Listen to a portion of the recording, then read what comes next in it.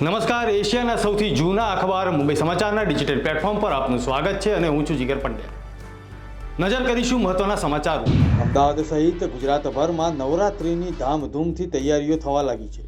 હાલ નવરાત્રિના શોખીન ખેલૈયાઓ પૂરા ઉત્સાહ સાથે રિહર્સલમાં વ્યસ્ત છે, ત્યારે ગરબા આયોજકો માટે મહત્વપૂર્ણ ગાઈડલાઈન જાહેર કરવામાં આવી છે। ગાઈડલાઈન મુજબ નવરાત્રિ દરમિયાન રાત્રે 12 વાગ્યા પછી લાઉડ સ્પીકર વગાડવા ઉપર પ્રતિબંધ મૂકવામાં આવ્યો છે। પોલીસે મહિલાઓની સુરક્ષાને ધ્યાનમાં રાખીને એક્શન પ્લાન તૈયાર કર્યો છે। પોલીસે જણાવ્યું છે કે પાર્ટી પ્લોટ અને ગરબા મેદાનના પાર્કિંગ અને અંધારાવાળી જગ્યાએ ફરજિયાત લાઇટ લગાવવી પડશે અને સીસીટીવી કેમેરા લગાવવા ફરજિયાત કરાયા છે। નવલી નવરાત્રિના આડે હવે એક અઠવાડિયા કરતાં પણ ઓછો સમય બાકી રહ્યો છે। નવરાત્રિ પહેલાં 3 નોરતામાં પણ વરસાદની આગાહી કરવામાં આવી છે, જેને કારણે ખેલૈયાઓ અને આયોજકોના રંગમાં ભંગ પડે તેવી શક્યતાઓ છે। વરસાદને કારણે ગરબા આયોજકોને ભારે નુકસાનનો પણ સામનો કરવો પડી શકે છે। વડોદરા શહેરની મધ્યમાંથી પસાર થતી વિશ્વામિત્રી નદી કાંઠા પર કોર્પોરેશનને ખાનગી કંપની અને ડ્રોન દ્વારા બાંધકામ અંગેનો સર્વે કરવામાં આવ્યો હતો। ત્યારબાદ મુખ્યમંત્રીએ પણ દબાણો તોડવા કમિશનરને સૂચના આપી હતી।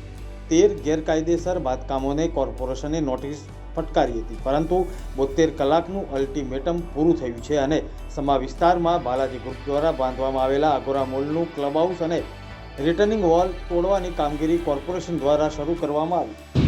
હવામાન વિભાગની આગાહી વચ્ચે ગુજરાતમાં વરસાદ વરસી રહ્યો છે। ગીર જંગલ વિસ્તારમાં વરસાદને પગલે હિરણ નદીમાં નવા નીર આવ્યા છે। વેરાવળ નજીક હિરણ 2 ડેમની પાણીની આવક નોંધાઈ છે। હિરણ 2 ડેમના 2 દરવાજા અડધો ફૂટ ખોલવામાં આવેલા છે।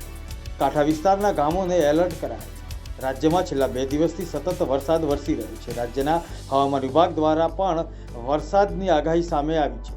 હવામાન વિભાગે નવરાત્રી સમયે વરસાદ રહેવાની શક્યતા વ્યક્ત કરી છે। હરિયાણા વિધાનસભા ચૂંટણી 2024ની તૈયારીઓ વચ્ચે કોંગ્રેસે પોતાના અનેક નેતાઓ અને કાર્યકર્તાઓને પક્ષની બહારનો રસ્તો બતાવ્યો। હરિયાણા પ્રદેશ કોંગ્રેસ કમિટીએ પક્ષ વિરોધી ગતિવિધિઓમાં સામેલ નેતાઓ અને કાર્યકરો પર 6 વર્ષનો પ્રતિબંધ મૂકી દીધો છે।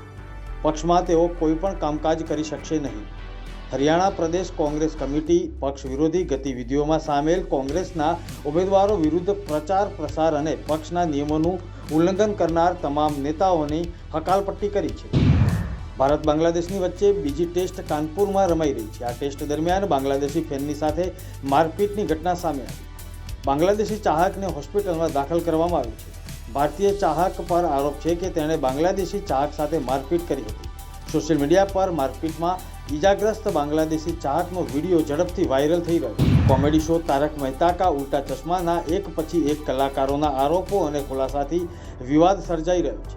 આ શોની અભિનેત્રી સોનુ બિંડે ઉર્ફે પલકે શૂટિંગના સેટ પર અમાનવીય વ્યવહારનો સામનો કર્યો હોવાનો ખુલાસો કર્યો છે। તેણે પ્રોડક્શન હાઉસ અને તેની ટીમ દ્વારા કનડગત થતી હોવાની માહિતી પ્રસિદ્ધ કરી છે। તેને કારણે તેણે પેનિક એટેક પણ આવ્યો છે અને તે માનસિક તણાવનો ભોગ બની રહી છે।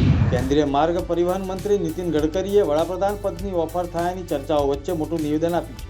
તેમણે કાર્યક્રમમાં કહ્યું કે હું કંઈક બનવા માટે રાજકારણમાં આવ્યો જ નથી। હું દિલથી બોલી રહ્યો છું કે મને કોઈ સમસ્યા નથી, મારી કોઈ મહત્વાકાંક્ષા નથી। જો હું પીએમ પદ માટે ડિઝર્વ કરતો હોઈશ તો તે મને મળી જશે।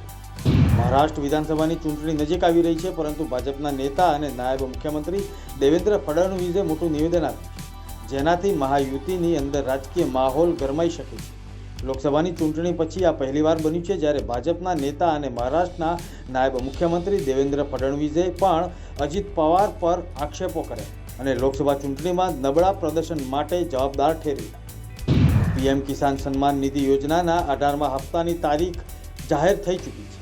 18મા હપ્તાની રાહ જોઈ રહેલા પીએમ કિસાનના લાભાર્થીને જલ્દીથી 18મો હપ્તો મળી જશે। પીએમ કિસાનની સત્તાવાર વેબસાઇટ અનુસાર પીએમ કિસાનનો 18મો હપ્તો 5 ઓક્ટોબર 2024ના દિવસે કિસાનોના ખાતામાં ટ્રાન્સફર કરવામાં આવશે। અમદાવાદમાં દિલ્હી સીબીઆઈએ દરોડા પાડીને ગેરકાયદે ચાલતા કોલ સેન્ટર સામે કાર્યવાહી કરી।